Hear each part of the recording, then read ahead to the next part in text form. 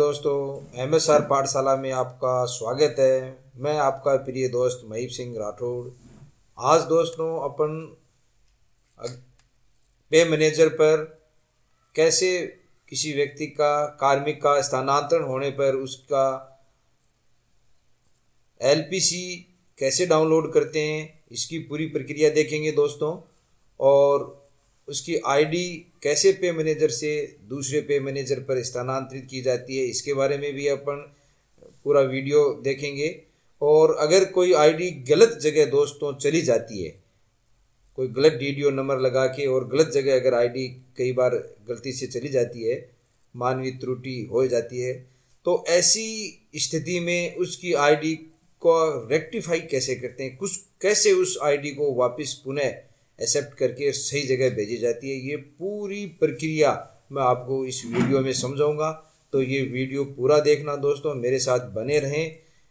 और अगर आप चैनल पे नए हो तो सब्सक्राइब जरूर करें ताकि आपको इस प्रकार की लेटेस्ट जानकारी आप तक पहुंच सके। तो चलते हैं दोस्तों पे मैनेजर पर। ये जो आप इंटरफेस देख रहे हो, ये पे मैनेजर का आईडी पासवर्ड लगाने के बाद में इस प्रकार का इंटरफेस खुलता है। इसमें सबसे पहले अपन ऑथराइजेशन में जाते हैं। यहाँ पर ऑथराइजेशन में जाने के बाद में इसमें ऑप्शन आता है ट्रांसफ़र एम्प्लॉय, इस पर क्लिक करना पड़ता है दोस्तों। इस पर क्लिक करने के बाद में इस प्रकार का टैब खुल के सामने आता है। वहाँ जिस व्यक्ति का स्थानांतरण हुआ है यहाँ से उसका नाम यहाँ पर लगाया जाता है। उसका फर्स्ट नेम लगाने पर जितने भी कार्मिक आपके सारे खुल जाएंगे, ओपन आ जाएंगे, नीचे ओपन हो जाएंगे। और इसमें अब आप सिलेक्ट कर लो जिसका भी यहाँ से स्थानांतरण हुआ है। सिलेक्ट करने के बाद दोस्तों जो नीचे उसका पूरी डिटेल आ जाएगी। डिटेल आने के बाद में उसके नाम जो है उस पर क्लिक अपन लगा करेंगे। क्लिक करने के बाद उसकी सारी वो इन्फॉर्मेशन आ जाएगी कि ये उसका नाम क्या है, पे बेसिक सब जानकारियाँ यहाँ आ जाती है। अब उसका यहाँ से नीचे पे मैनेजर है तो यहाँ अपन को भरना पड़ता है ऑफिस का आईडी, जहाँ उसका स्थानांतरण हुआ है उस ऑफिस की आईडी यहाँ पर अपन को भरकर और इस सर्च बटन पे क्लिक करते हैं। क्लिक करते ही उसका जहाँ स्थानांतरण हुआ है उस स्कूल का नाम आ जाएगा दोस्तों। तो यहाँ पर उस स्कूल की आईडी भरते हैं अपन और यहाँ पर उस ऑर्डर जिस स्थानांतरण का ऑर्डर है वो ऑर्डर भरा जाता है दोस्तों। और ये स्थानांतरण के ऑर्डर की डेट भरी जाती है कि जिस दिन आप स्थानांतरण कर रहे हो। इस प्रकार ये पूरी पूर्ति करके और नीचे जो सबमिट बटन है उसको सबमिट करना पड़ता है। तो इस प्रकार दोस्तों ये यहाँ पर स्कूल का नाम आ जाता है, यहाँ ऑर्डर डेट और ये ट्रांसफ़र डेट भर के, और यहाँ आप अपडेट पे क्लिक करोगे तो संबंधित कार्मिक की आईडी है वो स्थानांतरित हो जाएगी। तो अपडेट पे क्लिक करते हैं। क्लिक करने के बाद यहाँ पर आईडी स्थानांतरण हो जाएगी। तो इस प्रकार का ऊपर मैसेज आता है, एम्प्लॉय ट्रांसफ़र सक्सेसफुल। तो इस पे ओके पे क्लिक कर दो दोस्तों। ओके पर क्लिक करके बस इतना सा कार्य है जिससे अब एम्प्लॉय की आईडी है वो संबंधित अगले विद्यालय में जहाँ उसका स्थानांतरण हुआ है वहाँ पर स्थानांतरित हो चुकी है। फिर आगे तो दोस्तों जब तक आईडी एक्सेप्ट नहीं करे तो तब तक अपन मास्टर में जाके, ये यहाँ पर मास्टर ऑप्शन है, मास्टर में जाने के बाद यहाँ रेक्टिफाई रॉन्ग ट्रांसफ़र है। अगर एक्सेप्ट भी कर लें तो भी यहाँ से जाके संशोधित हो सकती है, और अगर आईडी एक्सेप्ट नहीं की गई है तो भी अपन रेक्टिफाइड रॉन्ग ट्रांसफ़र पे जाके उसमें संशोधन कर सकते हैं। तो अगर आईडी अपनी गलत डीडीओ के पास चली गई है तो यहाँ पर रेक्टिफाइड रॉन्ग ट्रांसफ़र पे क्लिक करते हैं। क्लिक करने के बाद में इस प्रकार का टैब खुलकर सामने आएगा आपके सामने। इसमें संबंधित कार्मिक का नाम सेलेक्ट करेंगे और यहाँ पर उसकी डीडीओ कोड जो भी है वह सिलेक्ट करके आप और कैंसिल ट्रांसफ़र भी कर सकते हैं। यानी जब तक एक्सेप्ट नहीं हुई दोस्तों तो कैंसिल ट्रांसफ़र भी किया जा सकता है, और अगर एक्सेप्ट हो चुकी है और तो उसको वहाँ से कैंसिल करा के यहाँ अपडेट भी कर सकते हैं दोस्तों। तो अपन दोनों प्रोसेस देखेंगे अभी कि कैसे कैंसिल ट्रांसफ़र किया जाता है, कैसे अपडेट किया जाता है। तो यहाँ दोस्तों ये आ गया एम्प्लॉय ट्रांसफ़र इज कैंसल्ड।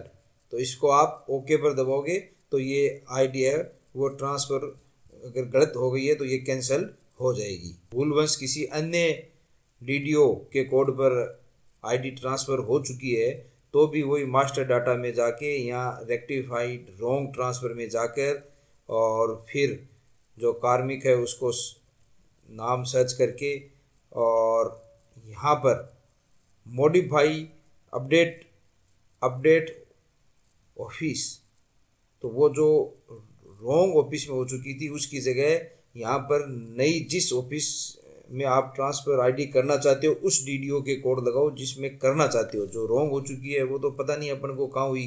तो इस प्रकार अब जो सही डीडीओ कोड है वो यहाँ पर लगाइए आप। उसके बाद यहाँ से अपडेट कीजिए दोस्तों। तो यहाँ से आप अपडेट पे क्लिक करोगे तो कि ऑफिस आईडी अपडेटेड, ओके पर क्लिक कर दो। तो ये तो अगर किसी कर्मचारी की गलत डीडीओ के पास आईडी चली जाती है तो यहाँ से अपन सही डीडीओ के नंबर लगा के अपडेट कर सकते हैं। अगर किसी गलत कर्मचारी की आईडी चली जाती है कि भेजना अपन किसी दूसरे कर्मचारी का चाह रहे थे और किसी दूसरे कर्मचारी की गलती से आईडी चली गई है तो वो भी यहाँ पर कर्मचारी सेलेक्ट करके और कैंसल ट्रांसफ़र भी अपन कर सकते हैं। तो इस प्रकार ये आईडी ट्रांसफ़र से संबंधित जितनी भी समस्याएं थी दोस्तों ये अपन रेक्टिफाइड रॉन्ग ट्रांसफ़र से दूर कर सकते हैं।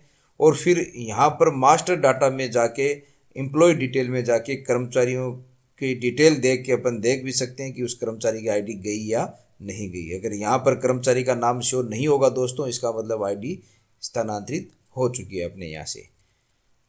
तो एक तो हो गया दोस्तों मैंने बताया आपको कि आईडी ट्रांसफ़र कैसे करते हैं। दूसरा दोस्तों मैंने आपको ये बताया कि आईडी अगर गलत ट्रांसफ़र हो जाती है, गलत डीडीओ के पास किसी की आईडी चली जाती है तो उसको वापस अपडेट कैसे करते हैं, रेक्टिफाइड कैसे करते हैं। तीसरा अपन ने ये बात की दोस्तों कि अगर किसी गलत कर्मचारी की आईडी चली जाए जिसका अपन स्थानांतरण नहीं कर सकते थे तो उसका कैंसिल ट्रांसफ़र करके अपन वापस पुनः अपने डीडीओ में वो आईडी अपन ला सकते हैं।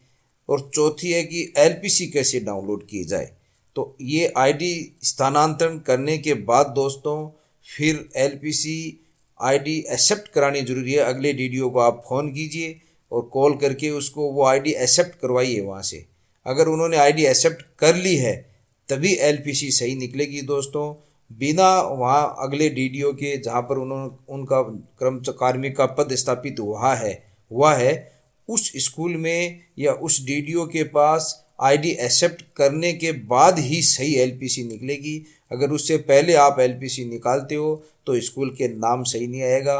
इसलिए एलपीसी आईडी एक्सेप्ट जहाँ पर उनका नवीन पदस्थापन हुआ है कार्मिक का वहाँ पर आईडी एक्सेप्ट करने के बाद ही निकलती है। फिर आईडी निकालने की कैसे एलपीसी निकालते हैं दोस्तों ये प्रक्रिया भी अपन अब देखते हैं। तो फिर आगे दोस्तों एलपीसी के लिए ये जो रिपोर्ट दिखाई दे रही है इस रिपोर्ट पे क्लिक करते हैं। क्लिक करने के बाद में यहाँ डीडीओ रिपोर्ट में जाते हैं दोस्तों। डीडीओ रिपोर्ट से आगे फिर यहाँ पर एम्प्लॉय रिलेटेड रिपोर्ट पर जाते हैं। एम्प्लॉय रिलेटेड रिपोर्ट में सीधा ऊपर ये दिखाई दे रहा है लास्ट पे सर्टिफिकेट। तो इस लास्ट पे सर्टिफिकेट पे क्लिक करते हैं। टैब खुलकर सामने आएगा दोस्तों। इसमें सेलेक्ट बिल यानी जिस कर्मचारी का जिस अपन ग्रुप में बिल बना रहे थे वो ग्रुप सेलेक्ट करना है दोस्तों। और उसके बाद में सेलेक्ट एम्प्लॉय नेम, तो एम्प्लॉय का नाम सेलेक्ट करना है और उसके बाद में सबमिट कर देना है। सबमिट करते ही दोस्तों यहाँ पर एलपीसी नीचे डाउनलोड होकर आ जाएगी। यहाँ पर एलपीसी डाउनलोड कर लो, सेव कर लो दोस्तों। तो इस प्रकार ये नीचे एलपीसी डाउनलोड हो चुकी है। इस प्रकार दोस्तों अपन ने सारी चीज़ें देख ली है कि कैसे आईडी स्थानांतरण करने पर जो गलतियां होती है, जो भी क्या क्या गलतियां हो सकती है उसको कैसे सही किया जाए, कैसे एलपीसी डाउनलोड किया जाए।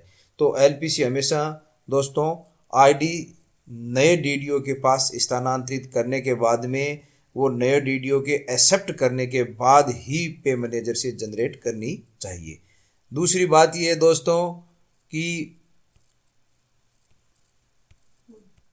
तो आज के वीडियो में दोस्तों इतना ही था।